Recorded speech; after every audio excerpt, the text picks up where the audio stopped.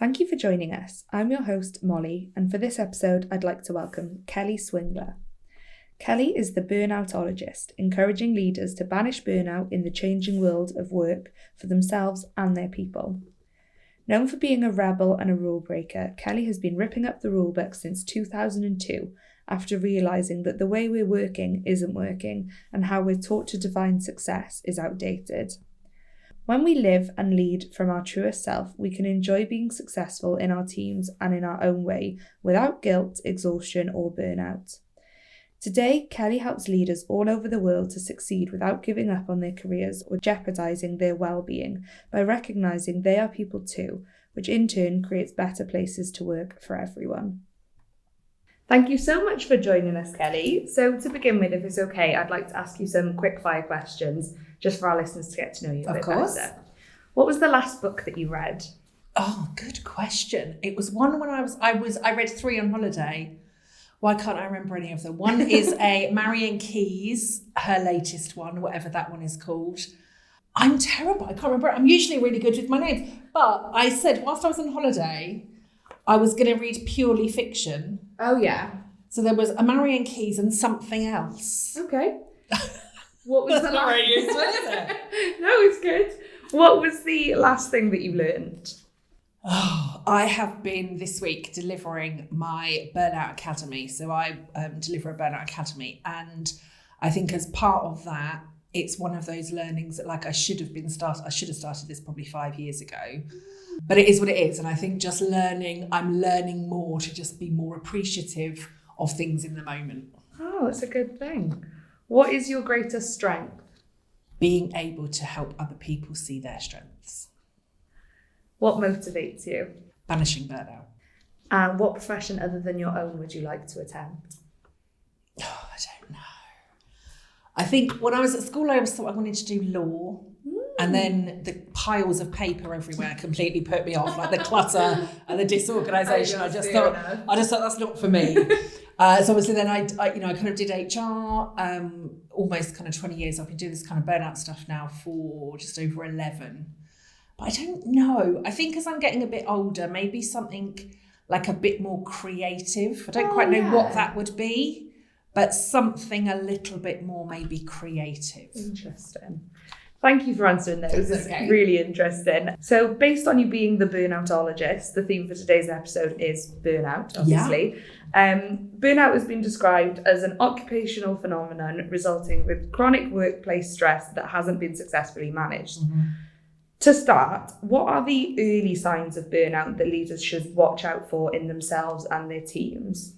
I always talk about, because I think a lot of the early signs we really all tend to ignore, right? So we can be thinking things like we're getting more headaches than normal, we're more tired than normal, we might be starting to get some kind of digestive issues.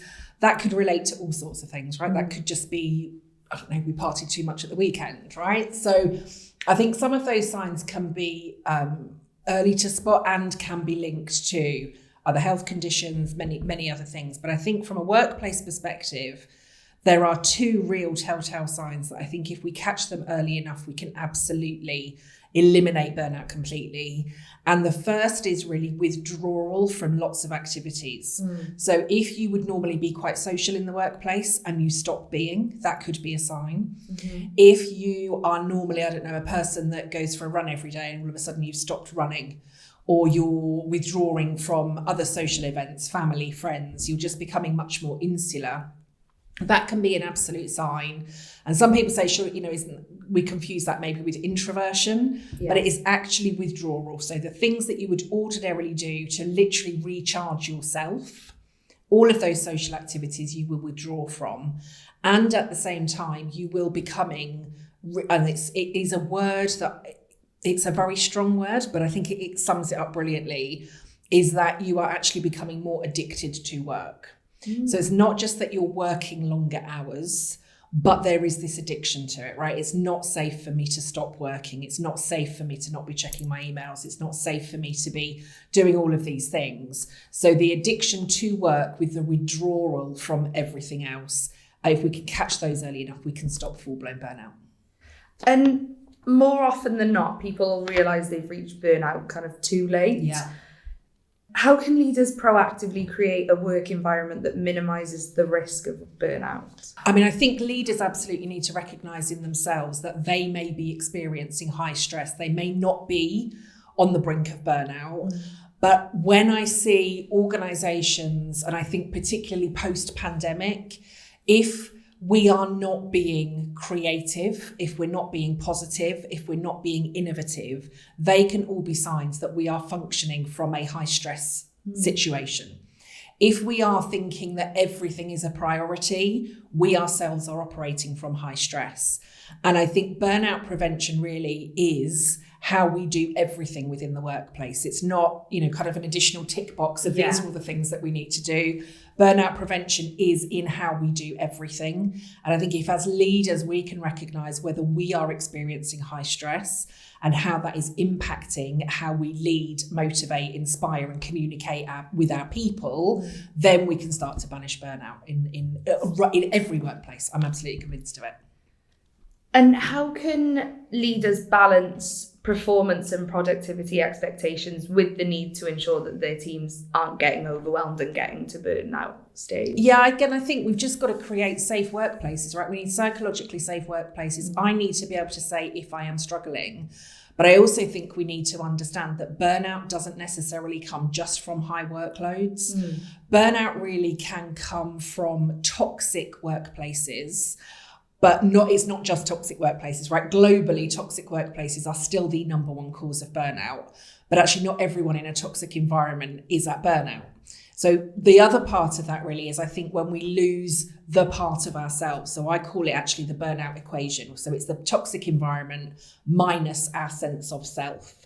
And I think if all of us can get really clear on who we are, our own strengths, our own values, our own drivers, our own passions, and leaders and everybody in the workplace, right, we can say what we're good at, what we're not good at. We can harness more of our skills and our strengths and work in that sort of way. Not only would we be creating happier, healthier workplaces, but actually our performance would increase, our productivity would increase. So I think if we're just thinking we can't give our staff anything to do because they're all just going to end up burnt out, that's not the case. But what we need, if we do have every organisation does, right? Every organisation, every business has performance metrics, right? Goals that they need to achieve, all of those things. But if we can balance those in a psychologically, emotionally safe and physically healthy workplace, and also allow others to get really clear on their strengths, then the productivity and performance will just soar.